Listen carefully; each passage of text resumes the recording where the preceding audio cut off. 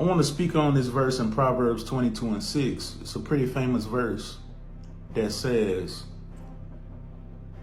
train up your child in the way that he should go, and when he is older, he will not depart from it. Now, the person who allegedly wrote this scripture, this verse, will be Solomon. Solomon himself was trained in the ways of God. And what happened? He departed from God. The verse says that you will not depart. But at some point, we know Solomon departed from the ways of God. So why should we believe a verse written by a man who was trained in the ways of God and actually ended up departing from God? When you look at my life, when I look at my life, I was trained in the way of God. I was trained to believe in God. I was trained to believe in His word, and I no longer believe it. So I departed from it, and I have no plans of going back to it. So when you look at Jacob and Esau, both of them should have been trained in the way that they should go. And we know Esau departed, and Esau never found salvation. Esau never came back. The Bible actually says that God hated Esau. We know Adam, we know Cain and Abel. They should have been trained in the way that they should go. And what happened? Cain went a different way. Even though Cain should have been trained in the way by Adam and Eve, we see Cain go a different way. Now, I would take this to mean, to me, when I see this word, train your child, or I would look at it as conditioning your child or indoctrinating your child to go a certain way or to believe a certain thing. If you're going to do that, if you're going to train them in the ways of God, in the way of righteousness,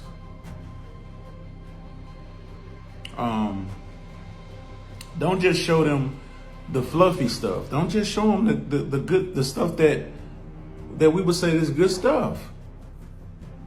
Well, it's not good that a man should die for the sins of another person. Right? That's not a good thing. So stop telling your children that this is good news. Go into detail with your children about the horrific things that God does, the hard things, the hard sayings of Jesus. Go over John chapter 6 with your children. How it talks about 70 of Jesus' disciples, they left him. Why did they leave him? Talk about how God kills more people than Satan with your children. How God creates evil. How God regretted that He created His creation, that He made man and He destroyed them. He decided to kill His own creation. Talk about that with your children. Go over the countless murders, the countless killings of God with your children. Show them every part of God, the good, the bad, and the ugly. And it's more ugly than it is good, far more ugly.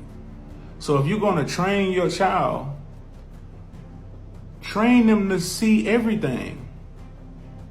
Train them to investigate everything about the God in the book that you want them to believe in. Train them to think counterintuitively about this God. But know that they will depart. That they know that they can depart. Not that they will necessarily depart, but just know that they can depart. Because we've seen a countless number of people, Jesus' own disciples, departed from Him. And He trained them in the way of God. And they left Him. So if you're going to train your children up, just train them in all the ways of God. Give them the full counsel. And see, do they still want to be like God? Let them know that God cursed Adam and Eve. He condemned Adam and Eve for becoming like him. When you eat from the tree, you shall become like God. And God condemned them to death for becoming like him. Let your children know that and see, are they still interested in becoming like God?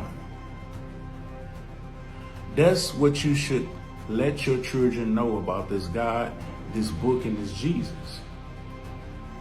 Why does God require bloodshed for you to forgive, for him to forgive you?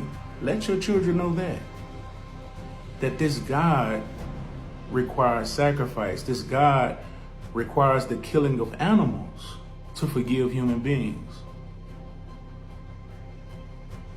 Train them up in that way and see what conclusion that they come to. But don't be surprised if they depart from the training that you gave them.